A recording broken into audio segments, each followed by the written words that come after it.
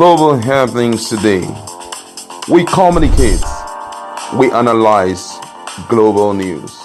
Stay tuned. Hello beautiful people, welcome to Global Happenings Today. Some hours ago there was an outcry made by the indigenous people of Biafra lawyer over the fact that he was not given access to see his client.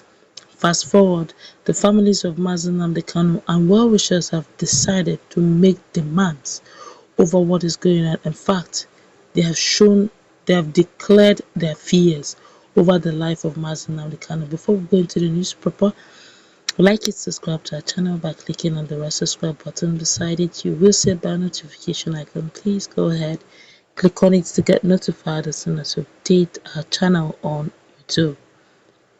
Well, the family, as well as a lawyer to the detained leader of the indigenous people of Biafra, Ipob, Nnamdi Kanu, have raised fresh concerns over his safety, claiming that they have twice been denied access to him.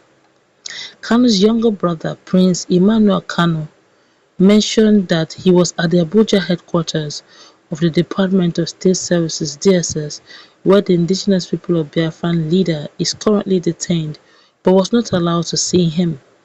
Prince, who said he was also at the DSS headquarters on Thursday last week to see his brother as directed by the court, but denied access to him, expressed worry over the reason behind the action of DSS.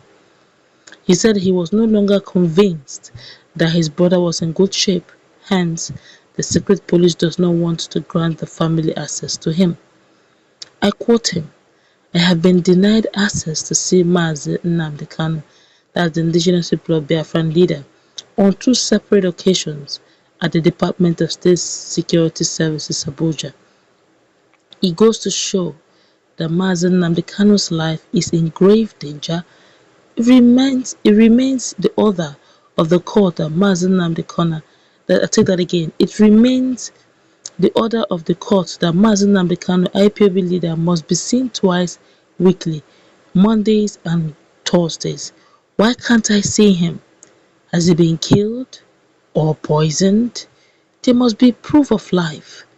We demand proof of life," he later posted on his social media page.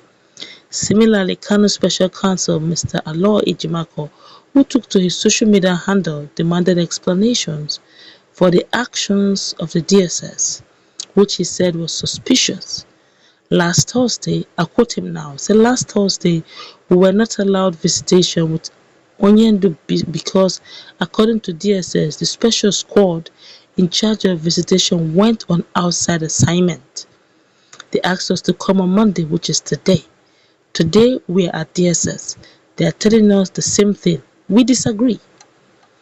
During Kanu's last court appearance on Wednesday, February 16, his lawyer, Mike Ozohume, senior advocate of Nigeria, SAN, had informed the presiding judge, that's Justice Binta Nyako, that the DSS had also not allowed Kanu change of clothes, despite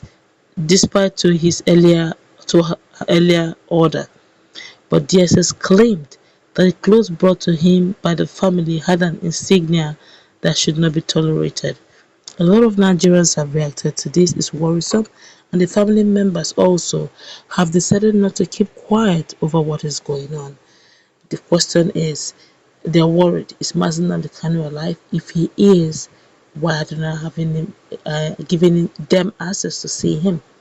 Don't forget that we still have, this is February, we still have March, then April for the court hearing, final hearing, hopefully the final hearing. But now, they're not even seeing Nnamdi Kanu. Don't forget the last time they had a court case was the case of his eyeglasses that he couldn't see properly, and they demanded a better eyeglass for him. It was a case of clothing. He was still wearing the same clothing, and it looks like this time around they don't even want him to see his family member at all.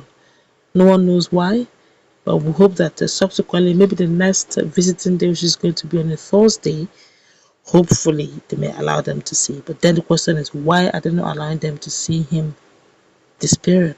A lot of Nigerians have reacted to this very quickly. I'm going to take cross section of what they are saying.